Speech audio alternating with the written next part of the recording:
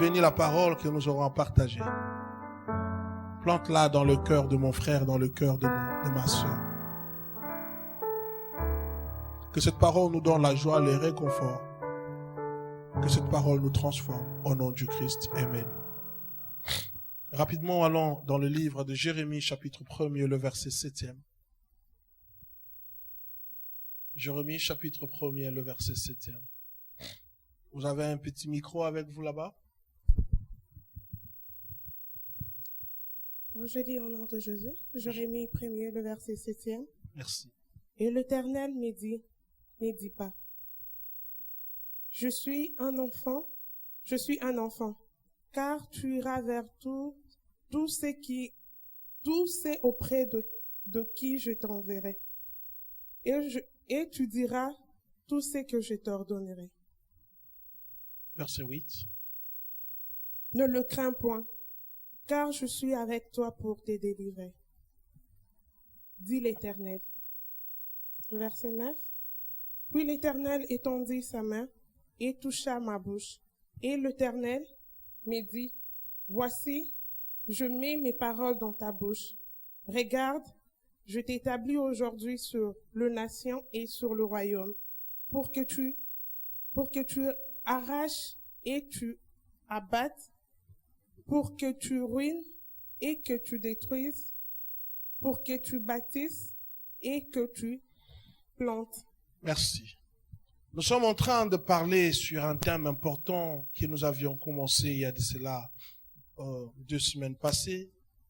Et l'Éternel me dit, ne dis pas. J'ai été très profond dans mon introduction qui m'a pratiquement pris dès dimanche.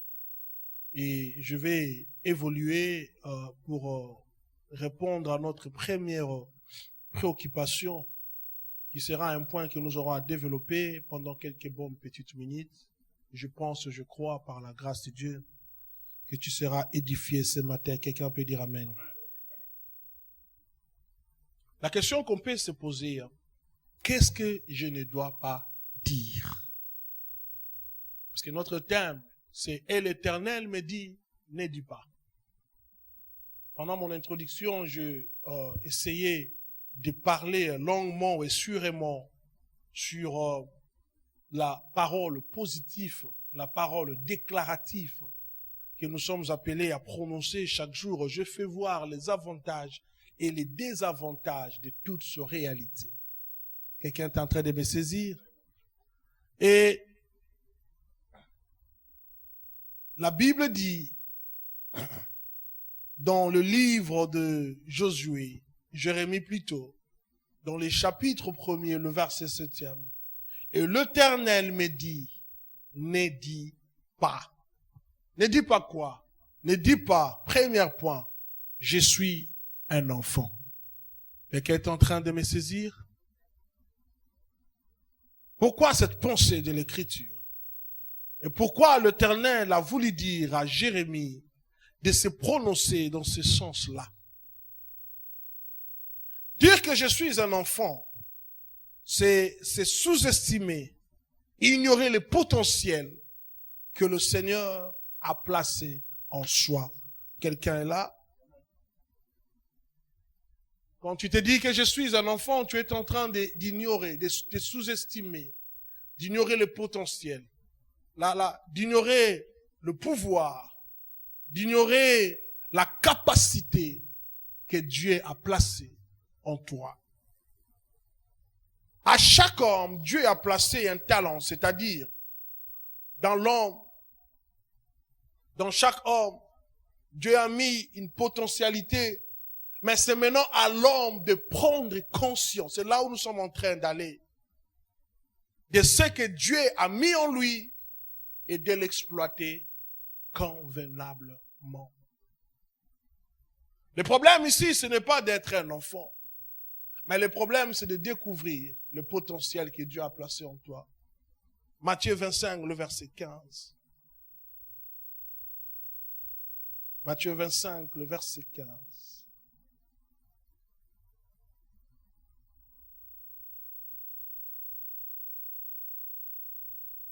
Quelqu'un est là déjà? Oui, je lis au nom de Jésus, Matthieu 25, le verset 15. Il donna 5 talents à l'un, 2 à l'autre, et 1 au troisième. À chacun selon sa capacité. À chacun selon sa capacité. Et il partit. Quelqu'un me saisit? Il donna 5 talents à l'un, 2 à l'autre, et 1 au troisième. À chacun selon sa capacité. C'est là où il y a un sérieux problème. C'est-à-dire, à chaque personne, Dieu a donné un potentiel, un talent, une habilité, une capacité de faire quelque chose. Il n'y a personne qui ne soit venu sur la terre pour accompagner les autres. Personne n'existe par un fait d'hasard. Personne. Personne n'existe par un fait d'hasard. Tout le monde tel que nous sommes là, en nous, Dieu a placé quelque chose. Un talent, un potentiel. À l'un, il a donné le talent de chanter. À l'autre, il a donné le talent de jouer à la guitare. À l'autre, il a donné le talent de jouer au drum. À l'autre, il a donné le talent peut-être de faire le protocole. À l'autre, il a donné le talent d'être un homme d'affaires, une femme d'affaires. À chaque personne, Dieu a placé quelque chose. Dis après moi, j'ai quelque chose. La Bible dit à chacun selon sa capacité. C'est-à-dire, si Dieu te donne un talent, il sait que tu es capable de gérer un talent. Si Dieu donne à l'autre 5 talents, il ne faut pas les jalouser, non. Dieu voit qu'il est capable de donner. Dieu sait que s'il te donne 5 talents, tu vas te perdre dans la foi. Il a trouvé bon de te donner un talent.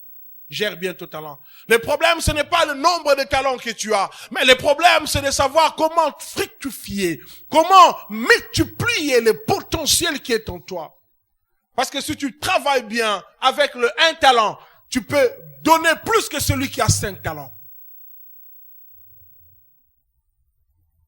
David avait 5 pierres, mais il a utilisé une seule pierre pour renverser Goliath. Ça veut dire avec un seul talent, tu peux rendre ton nom grand. Des fois, nous époumonons. Des fois, nous dépensons l'énergie. Pensons qu'en faisant ceci, en faisant cela, en allant là-bas, en revenant ici, je vais gagner la vie. Non. Concentre-toi sur ce que Dieu a mis en toi. Et tu réussiras. Et qui est en train de me saisir. Même la sagesse le dit. Le chien a 4 pattes, mais il suit un seul chemin. Ça ne vaut pas la peine de toucher là-bas, de toucher ici. Non. Découvre ton talent. Car ce qui est important, c'est ton talent. Des fois, nous essayons de faire ce que les autres font. Ce que l'autre font, ce n'est pas nécessairement le secret de ton succès. Le secret de ton succès est caché dans ton talent. Si l'autre a réussi en vendant le pain, peut-être toi, c'est en vendant les braises. Si l'autre a réussi en chantant, peut-être toi, c'est en prêchant. Si tu es musicien, ne cherche pas à devenir prédicateur parce que les prédicateurs reçoivent chaque jour des dîmes. Quelqu'un me comprend? Si tu essuies les toilettes, ne cherche pas à devenir protocole, parce qu'on les achète des uniformes chaque dimanche. Des fois, nous cherchons à faire ce que les autres font, et nous nous retrouvons dans la confusion. Dis à ton voisin, le secret de ton succès n'est pas caché dans ton âge, mais dans ce qui est en toi. Alléluia. N'est-ce pas que la sagesse dit, les philosophes disent, connais-toi toi-même. Quand tu te connais, bien-aimé, tu feras un avenir glorieux. Mais si tu ne te connais pas, bien-aimé, tu vivras la confusion. Proverbe 17, Proverbe 17, verset 8. Proverbe 17, le verset 8. Et prépare-moi le Proverbe 18, verset 16.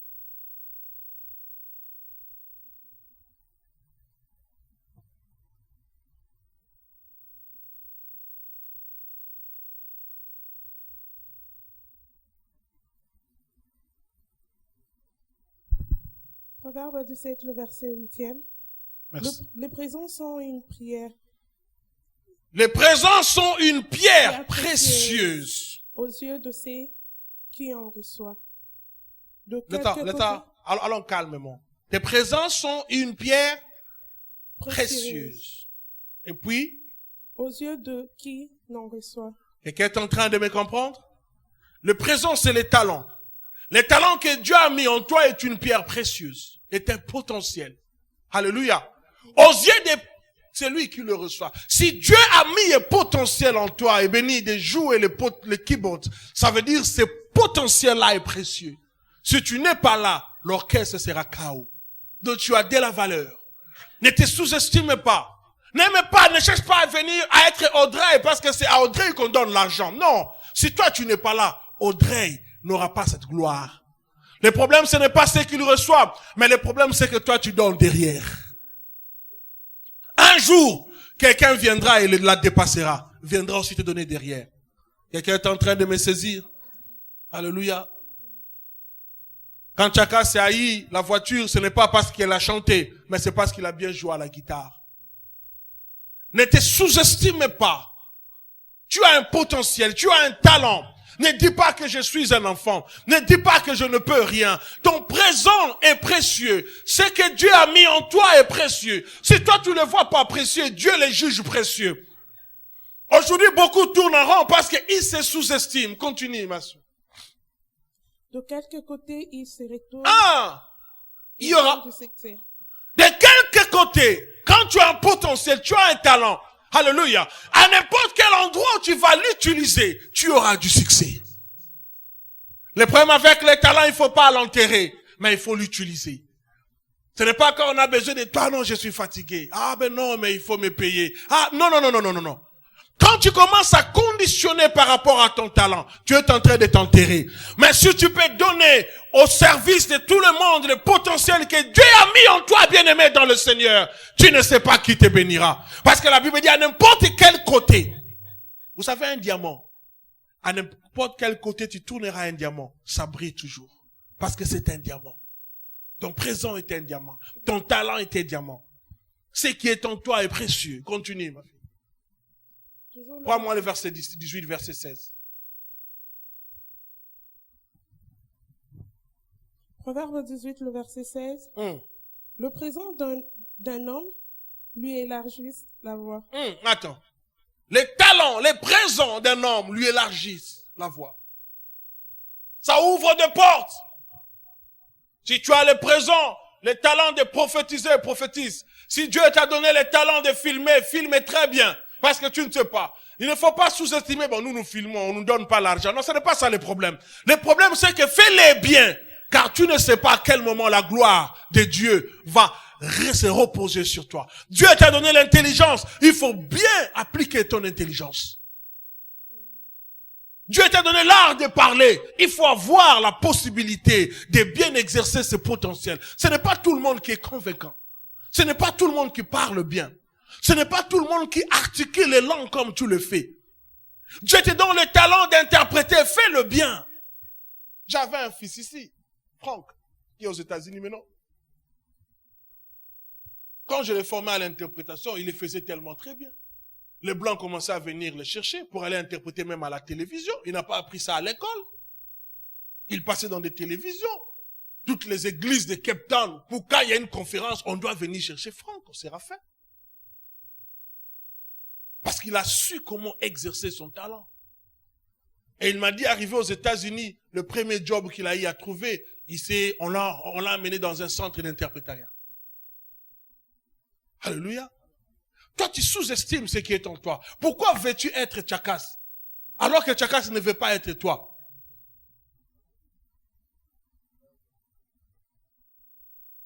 Quelqu'un m'a dit une fois, papa, bon, moi j'ai les dons de rêver. Qu'est-ce que je vais faire avec les rêves? Mais il faut demander à Joseph. La capacité de rêver a fait de lui un ministre. Pourquoi sous-estime-t-il les dons que tu as mis en toi, les talents, les potentiels? Si tu as le potentiel de bien jouer au foot, fais-le très bien. Vas-y, exerce-toi. Pourquoi te sous-estimes-t-il que je suis un enfant? Je ne suis qu'apprenti, je ne suis qu'un débutant dans la chose. Le problème avec toi, parce que tu ne crois pas en toi-même. Continue, ma sœur. Et lui donne accès auprès de grands. Quelqu'un me comprend? Les talents de David, la guitare de David, l'a introduit dans le palais du roi. Est-ce que quand il jouait la guitare devant les brebis, il savait qu'un jour il serait invité? D'ailleurs, lui ne jouait pas devant les hommes, devant les brebis. Il jouait ça très bien, les brebis étaient contents. Quelqu'un un jour passé, il a entendu la guitare. Il dit, si un homme peut faire danser les brebis, ça veut dire qu'il peut délivrer les rois. Et qui est en train de me saisir. Jusque-là, tu ne vois pas la gloire de Dieu, c'est parce que tout est sous-estimé. Tu crois que tu es encore enfant. Tu crois que mon talent est encore jeune. Tu crois que je ne peux rien produire. Quel âge attends-tu pour que tu puisses mettre en exercice le potentiel que Dieu a placé en toi? Ne sais pas-tu que le talent qui est en toi t'ouvrira des grandes portes? Le problème avec Dieu, ce n'est pas ton âge. Le problème avec Dieu, c'est le potentiel qui est en toi. J'ai vu un enfant de 3 ans en train de faire le DJ à la télévision. 3 ans ou 2 ans. Il est maintenant partout sur Facebook, dans le monde, dans les télévisions. 3 ans. Il fait le DJ de musique. Il fait ça très bien. Il a compris. J'ai vu des jeunes enfants chinois de 5 ans, de 6 ans. J'ai ça même sur mon truc. Qui vous chantent. Et quand ils vous chantent, ces 2 enfants. Non, c'est le ciel qui se déchire. Je me dis, ces enfants, ils ont appris la musique depuis le ventre de leur maman ou comment. Et les notes sont bien ordonnées. Pourquoi tu te sous-estimes? David avait quel âge quand il a renversé Goliath? Il y a des gens qui attendent que je puisse atteindre 30 ans, 35 ans, 40 ans. C'est alors, tu te trompes. Plus tu grandis, plus tu t'affaiblis. Alléluia. Il faut apprendre à être positif avec Dieu. Dieu nous équipe, non pas seulement pour que nous puissions travailler, mais il nous équipe pour travailler avec nous. Quelqu'un me saisit? Il a dit à Jérémie, je serai avec toi. Il a dit, je serai avec toi. Ne dis pas que tu es un enfant, Jérémie. Je serai avec toi. Votre enfance ou votre âge n'a rien à voir avec Dieu. Mais ce qui est important en vous, c'est le potentiel, la capacité, la force que Dieu a placée en vous. C'est ce qui importe à Dieu. Quand Dieu choisit une personne, il ne tient pas compte de l'âge. Quelqu'un me saisit? Dieu ne tient pas compte de l'âge. Quand j'ai commencé cette église, quand j'ai bousculé la ville, j'avais 27 ans ou 28 ans. Tout le monde disait, un jeune prophète a apparu à Pérou. Tout le monde, les églises se vidaient, les gens venaient ici. Très jeune, 28 ans. Alléluia. C'est pourquoi il y a des gens qui ont des problèmes. Non, j'attends que je puisse atteindre 32 ans pour me marier ou 35 ans. Non. Le problème, c'est la prise de conscience du potentiel, de la capacité qui est en toi. Dieu est prêt à t'utiliser, mon frère, quoi que soit ton âge. Mais c'est dont Dieu a besoin que tu lui prêtes seulement ta barque. Ça veut dire, donne-lui ta vie. Quand Jésus s'est approché de Pierre, il a dit à Pierre, donne-moi ta barque, je vais l'utiliser. Mais quand Jésus a pris les poissons, Jésus n'était pas allé vendre les poissons appartenaient à Pierre. Si tu laisses Jésus t'utiliser à travers le potentiel qui est en toi, toute la gloire reviendra à Dieu, mais l'honneur reviendra à toi.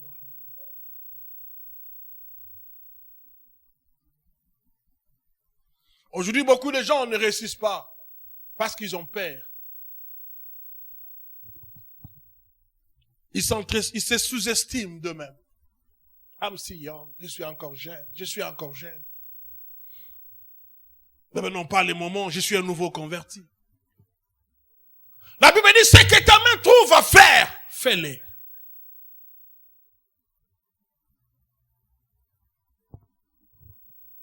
Il y a quelqu'un qui a dit, je suis encore jeune. Quand je vais atteindre 50 ans, 55 ans, je vais maintenant donner ma vie pour être serviteur de l'Éternel. Malheur à toi. Est-ce que je peux parler à quelqu'un? Vous savez qu'il y a des choses qui doivent être réalisées sur la terre et qui ne peuvent être réalisées que par toi. que je peux les dire encore? Il y a des choses qui doivent être réalisées sur la terre. Et ces choses ne peuvent être réalisées que par toi. Alors si tu n'es pas prêt à ce que Dieu puisse t'utiliser, tu es en train de compromettre l'avenir de plusieurs personnes. Alléluia. Il y a les gens, il y a des autres qui se disent, je suis encore jeune, je dois me réjouir. Je suis encore jeune, je dois jouer. Je suis encore jeune, je dois. Non, bien-aimé. Il n'y a pas un temps de jeu. Mais il y a un temps de se concentrer pour son avenir. Et le secret du succès de ton avenir, c'est dans les talents qui est en toi.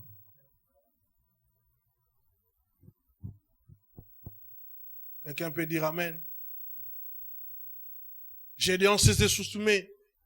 Il a dit, mais l'Éternel lui dit, va avec la force que tu as. Il dit, je suis le plus petit de ma ville, le plus jeune. Dieu lui dit, va avec la force. Ça veut dire qu'en Gédéon, il y avait quelque chose que Gédéon négligeait, que Gédéon ignorait. C'est de la même chose avec toi. En toi, il y a quelque chose que tu es en train d'ignorer. Mais tu as besoin de quelqu'un qui puisse te dire, va avec la force que tu as. C'est facile de gagner la vie dans ces pays. Tu n'as pas besoin d'aller en France, en Angleterre. Non, ici, c'est facile. Si tu te découvres, tu découvres les talents qui est en toi. Les gens vont t'honorer. Mais si elle a quelque chose qu'elle contribue à l'église et qu'elle est en train de me saisir. Et je suis arrivé, j'ai demandé, Mimi était venue? Non, Mimi n'est pas venue. Pourquoi non? Papa Claude a perdu sa mère. Oh, je dis oui. Pourquoi? Parce que je sais que quand je suis là samedi, Mimi est aux alentours. Et qu'elle est en train de me saisir. Quand tu donnes quelque chose, tu auras de la valeur aux yeux des gens. Pourquoi te sous-estimes-tu? Pourquoi? Mets en exercice le potentiel qui est en toi. Pourquoi crois-tu que ce n'est pas le temps? Toi, tu connais le temps de Dieu. Il y a ce qu'on appelle les kairos. Les kairos, ça veut dire le temps parfait de Dieu. Ce qui est important, prépare-toi. Quand l'opportunité viendra, tu vas exploser. Ne fais rien, dis que non, j'attends. Comment tu attends? On attend le temps de Dieu dans la préparation. Tu ne peux jamais être couronné un grand joueur si tu ne joues pas sur le terrain. Joue d'abord. Quand le temps de gloire viendra, tu monteras. Quelqu'un est en train de me saisir. Tu as quelque chose en toi. Dans chaque personne, Dieu a placé la force de faire quelque chose. Ne te vois pas petit, mon frère. Vas-y. Ne te sous-estime pas. Vas-y. Ne dis pas que je suis un enfant. Vas-y. Peut-être, il n'y a personne qui ne croit en toi. Laisse-moi te dire. Si personne ne croit en toi, mais Dieu qui est dans le ciel, croit en ce qui est en toi. Parce qu'il a dit à Gédéon, va avec la force que tu as. Ça veut dire, il a cru en Gédéon. Dis à ton voisin, même si personne ne croit en moi, mon Dieu qui est dans les cieux, croit en moi. Et la Bible dit, avec Dieu, nous ferons des exploits. Je n'ai pas besoin que quelqu'un puisse croire en moi. Je n'ai pas besoin que quelqu'un puisse m'acclamer. Aussi longtemps que le ciel et les anges m'acclament, ça me suffit. Car avec Dieu seul les exploits. Avec Tchakas, je peux ne pas faire les exploits. Avec Mamie, je peux ne pas faire les exploits. Avec Tito, je peux ne pas faire les exploits. Que vous croyez en moi ou non, je m'en fous. Mais tout ce que je sais, Dieu croit en moi. Parce que c'est lui qui a placé le talent en moi. Il m'a dit, va avec la force que tu as. Il sait qu'avec le talent qu'il a mis en moi, je peux faire quelque chose.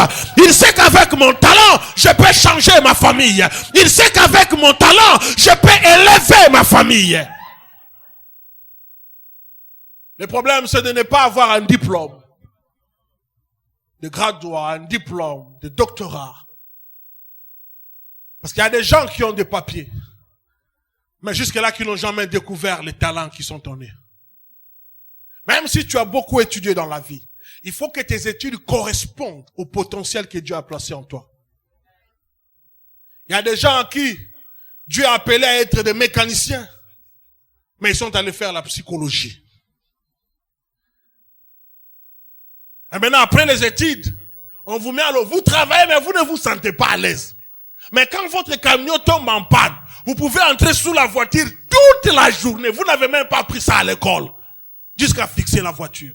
Quel est le potentiel qui est en toi? Maman, ne te sous-estime pas. Être une femme, ce n'est pas, une femme mariée n'est pas un potentiel. Mais il y a un talent en toi qui peut faire de toi une femme de valeur. Et qui est en train de me saisir. Il y a un talent en toi qui peut faire de toi une femme de valeur. Je ne parle pas des études, mais je suis en train de parler d'un talent. Il y a des gens qui disent, je n'ai pas eu l'opportunité d'étudier, je n'ai pas eu l'opportunité, je n'ai pas eu l'opportunité. C'est pas un problème, même si tu n'as pas étudié. Mais les talents, Dieu les place à chaque personne. Quelqu'un est en train de me saisir.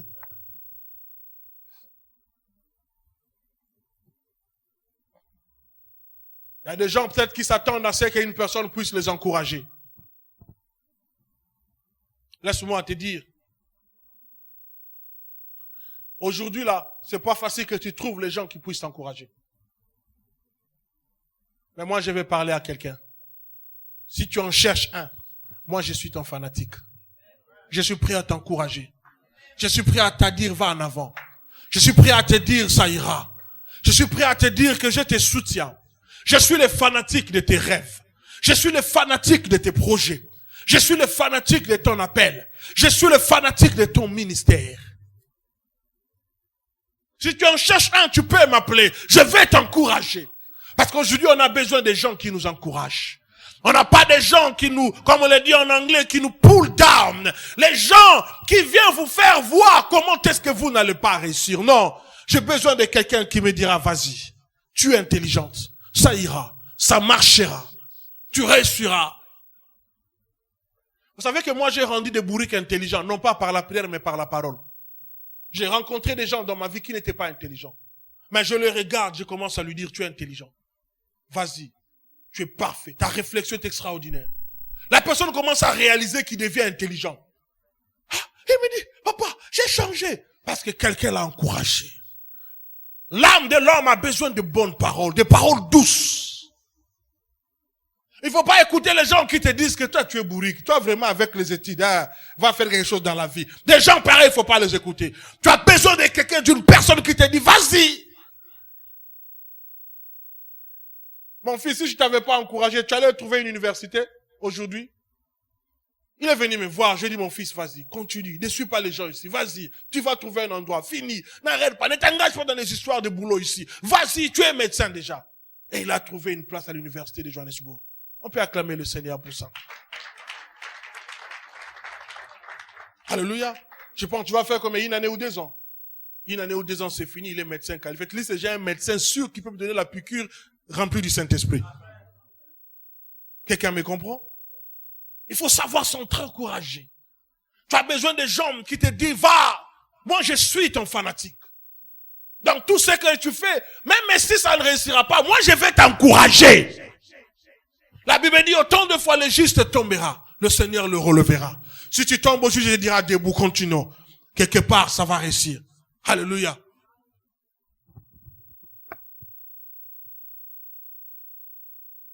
Dis à ton voisin, mon ami, please, sois mon fanatique.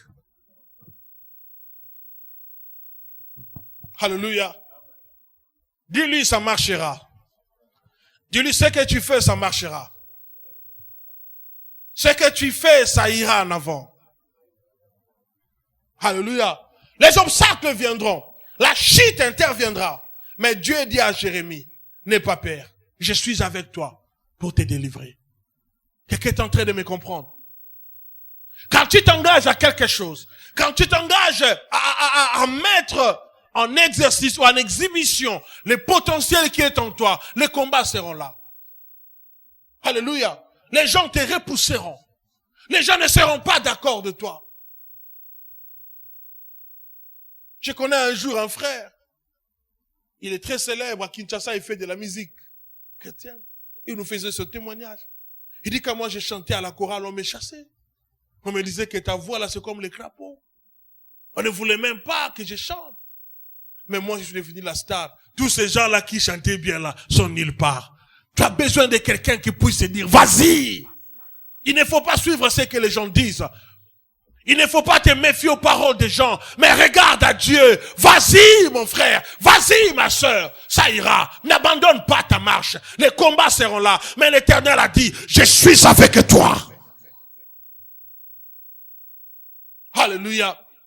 Dis après moi, si Dieu est avec moi, ça suffit. Il dit, je suis avec toi pour faire quoi? Pour te délivrer. Quelqu'un est en train de me saisir. On ne peut délivrer qu'une personne qui est arrêtée en prison. Quelqu'un me comprend? Pour délivrer, ça veut dire quelque part, il y a un combat. Où tu es en prison. Mais Dieu a dit, je suis avec toi. Ça veut dire, quand on t'arrête là, moi je suis avec. Donc on a arrêté, et toi et moi, n'aie pas peur. Parce qu'on nous a arrêtés ensemble. Puisque je suis là, je te délivrerai, je me délivrerai aussi. Alors pourquoi te sous-estimes-tu? Là, tu peux secouer l'Afrique du Sud. Tu peux secouer le monde entier. Ce que le monde attend de toi, c'est le potentiel qui est en toi. Mais la Bible dit, ton présent t'ouvrira des portes vers toi. Quelqu'un est en train de me saisir. C'est comme ma soeur. Est-ce que je peux parler à quelqu'un? Mon frère. Alléluia. Celui qui a créé l'ampoule, il a essayé de créer l'ampoule plus de 1399 fois. Au 1400e fois, il a réussi. On dit, pourquoi tu as échoué 1399? Il dit, je n'ai jamais échoué. À chaque fois que je n'arrivais pas, j'avais une nouvelle sagesse pour augmenter quelque chose de nouveau. Jusqu'à ce que j'ai réussi. Toi, tu échoues aujourd'hui, tu abandonnes. D'ailleurs, il faut le savoir. Les gagnants n'abandonnent jamais. Quelqu'un est en train de me comprendre. Toi, tu es toi, moi, je suis moi. Dis à ton voisin, toi, tu es toi. Moi, je suis moi. Ah. Quelqu'un peut dire amen, on avance. Alléluia. Mais chaque Shadrach, Abednego, dans le feu, Dieu ne les a pas abandonnés. Il était avec eux. Alléluia. Il était avec eux. Si Dieu a dit je suis avec toi, ça veut dire réellement Dieu est avec toi. Tu n'as pas besoin de le voir, tu n'as pas besoin de le sentir, mais tu as besoin de croire que Dieu est avec moi dans ce que je suis en train de faire. Même si je tombe, je veux me relever. Dieu était avec Jésus, mais Jésus est mort à la croix. Ça ne veut pas dire que Jésus a échoué. Alléluia. Il y a des choses que Dieu permet dans ta vie pour manifester sa gloire. Que personne ne te décourage dans ce que tu fais. Car ton lendemain dépend de ce que tu fais aujourd'hui. Dis à ton voisin que personne ne te décourage dans ce que tu fais. Car ton lendemain dépend de ce que tu fais aujourd'hui.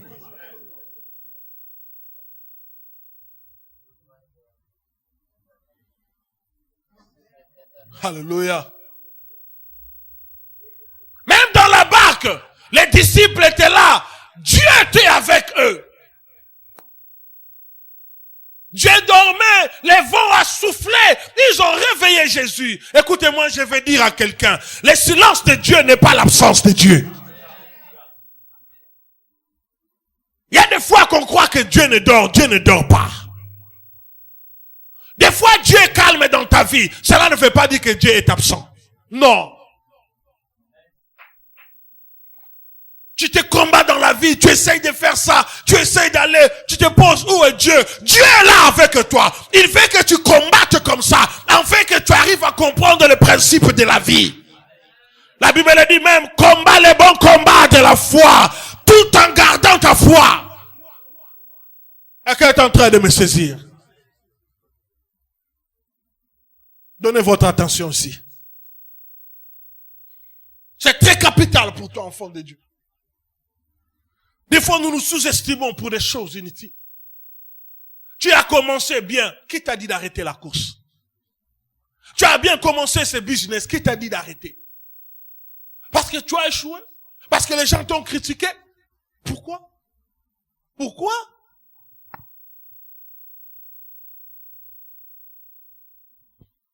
Il y a un frère, une sœur qui était engagée à un frère. Le frère était sans aspect, il n'était rien, il n'avait rien. Mais le cœur de la sœur était attaché au frère. Ils ont commencé la fiançailles. Ses amis avaient des jeunes hommes élégants, beaux, qui venaient très bien avec les voitures de papa, tout ça. Et lui commençait à avoir honte parce que ses amis parlaient du mal de son fiancé. Son fiancé avait une figure complètement dépiécée. Mais par la grâce de Dieu, c'était un humain. Alors, lui s'en foutait de tout ça. Mais un jour, il a décidé d'abandonner son mari parce que son fiancé, parce qu'il avait honte de lui.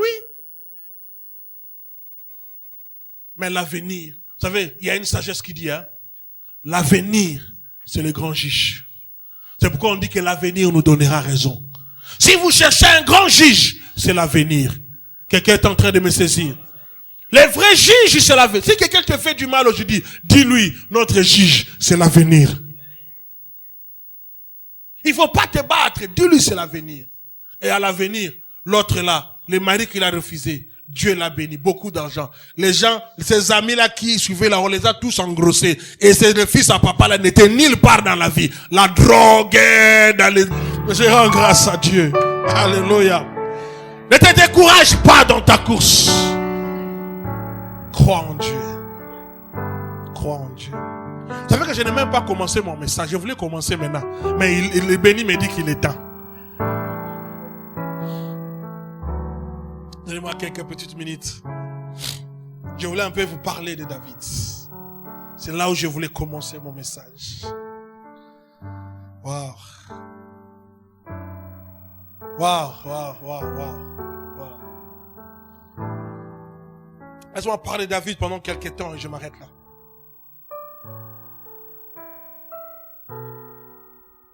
Alléluia. Prenez-moi un Samuel 17, le verset 23. Je vais décortiquer ça rapidement pendant quelques bonnes petites minutes. À partir du verset 23.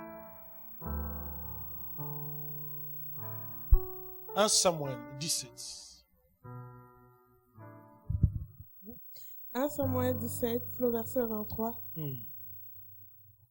Tandis qu'il parlait avec eux, voici le Philistin de Gath, nommé Goliath, s'avançant entre les deux armées, hors de rang de Philistins. Il tint le même discours que précédemment, et David les entendit. À la vue de cet homme, tous ces d'Israël s'enfuirent devant lui et furent saisis d'une grande crainte. Tu peux t'arrêter là, comme ça je peux continuer. Chacun disait, avez-vous vu s'avancer cet homme? C'est pour jeter Israël en défi qui s'est avancé. Si quelqu'un les tue, le roi les comblera de richesses, il lui donnera sa fille et il affranchira la maison de son père Israël. David dit aux hommes qui se trouvaient près de lui, que fera-t-on de celui qui tuera ce Philistin, qui ôtera l'opprobre de dessus d'Israël? Qui est donc ce Philistin? J'ai aimé sa question. C'est un circoncis pour insulter l'armée de Dieu. Alléluia. David avait déjà entendu. Il avait déjà entendu ce qu'on devrait faire à celui qui devait enlever l'opprobre. Parce que la Bible dit quand Goliath avançait, les Israélites reculaient. Alléluia. Mais non, le roi ne sachant quoi faire, il avait peur de perdre son trône. Il a dit, c'est lui qui tuera ce Philistin. Je lui donnerai ma fille, je lui comblerai des biens et je vais honorer sa maison. Quand on parlait de ces choses, David a entendu. Le potentiel qui était en David a commencé à secouer. Il dit, quoi? La fille du roi? Il a posé la question. Vous savez, si vous lisez la Bible, il a posé la question, mais il n'a pas entendu la réponse. Il a directement attaqué. Qui est celui-ci? C'est un circoncis. Ça j'aime. Alléluia. La positivité. David ne s'est pas sous-estimé, mais il a essayé de parler positivement. Qui est cet incirconcis qui essaie de défier le Dieu d'Israël? Le problème avec toi, tu ne crois même pas en ce Dieu que tu es en train de servir. Tu ne crois même pas en ce Dieu à qui tu appartiens. C'est ça ton problème. Si tu ne veux pas croire à ton potentiel, crois ne fût-ce qu'à ton Dieu. C'est lui qui a mis le potentiel en toi. Et David a dit, qui est cet incirconcis qui se permet de défier le Dieu d'Israël? Ça j'ai aimé. Lisez le verset 32. Ça j'ai aimé. 32, quelqu'un là, ça va, nous sommes là. David dit à Saoul. Nous sommes au verset 26. Dans le verset 28. Eliab, son frère aîné, qu'il avait entendu parler à ces hommes, fit enflammer de colère contre David. Et lui dit, pourquoi es-tu descendu? Et à qui tu as laissé ce peu de brebis dans le désert? Je connais ton orgueil et ta malice de ton cœur. Alléluia. Vous comprenez comment on l'a traité? D'un orgueilleux, d'un malicieux. Mais il s'est en foutu. Si vous suivez les versets, il s'est en foutu de dire de son frère. Il est allé demander aux autres, qu'est-ce qu'on fera? Qu'est-ce qu'on fera? Le problème, c'était de défier le Philistin. Prenez maintenant le verset 32. David dit à Saoul que personne ne se décourage à cause de ces Philistins. Ton serviteur ira se battre avec lui. Pouvez-vous imaginer ce courage? Goliath. Hein? Viens. Toi, tu es Goliath. Va, viens. Va, viens. Run quick. Lui, c'est David. Maintenant, toi, tu nous fais trembler. Tu vois ce petit? Tu peux les taper seulement avec les pieds. Hein? C'est fini. Maintenant, lui nous dit, moi, je suis Saoul. Il me dit, roi, sois calme. Pour ces Philistins-là. Même moi, je n'aurai pas la foi en cet enfant. Il dit, sois calme pour ces Philistins. J'irai me battre. Vous savez, maintenant je me posais, parce que Goliath était au moins 6 coudées. 6 coudées, ça veut faire 2 mètres 90 ou 70. Très élancé, à peu près jusqu'au plafond là-bas. Maintenant, lui donne l'assurance que je vais m'en finir. Pendant que moi, les castanes, je ne sais pas les battre. Mais un petit garçon comme ça, parce que David était court de taille. Il dit, je vais m'en finir avec ces Philistins. Restez là-bas. Ne partez pas. Écoutez les versets qui vont s'en suivre. Il dit, ne vous découragez pas, ton serviteur ira se battre avec lui. Alléluia. Écoutez le verset 33. Saoul dit à David, tu ne peux pas aller te battre avec ces Philistins car tu es un enfant. Dis à ton voisin que personne ne t'appelle enfant. Ce que les grands ne peuvent pas faire, toi tu es capable de le faire. Le problème ce n'est pas au niveau de l'âge. Le problème c'est de croire en soi-même et croire à son Dieu. Alléluia. Prenez ça. On continue. Écoutez, ça j'ai aimé. David dit, ton serviteur faisait paître les brebis. Non, il a dit, car tu es un enfant, l'autre là, il est un homme de guerre depuis sa jeunesse. Écoute David, dit à Saoul, ton serviteur faisait paître les brebis de son père. Et quand un lion venait, un ours, il l'enlevait. Il a commencé à donner son CV, son expérience. Il a commencé à révéler le potentiel, les talents qui est en lui. À présenter son CV à la nation. Je préférerais m'arrêter là parce que je voulais maintenant entrer en profondeur. Le dimanche prochain, au premier culte, parce qu'au deuxième culte, on aura un visiteur, le pasteur Bébli de Pretoria. Au premier culte, je vais aller en profondeur avec ce passage. Et nous aurons un temps de prier pour comprendre que tu n'es pas un enfant. Acclamons le Seigneur et bénissons le nom de Jésus. On peut se mettre debout. Très rapidement. Lève tes deux mains dans la présence de Dieu. Demande à Dieu pardon partout où tu t'es sous-estimé. Et commence à confesser que tu n'es pas un enfant. Que tu es capable de réaliser de grandes choses sur cette terre. D'accomplir des choses grandioses. Prions au nom puissant de Jésus-Christ. Prions au nom de Jésus.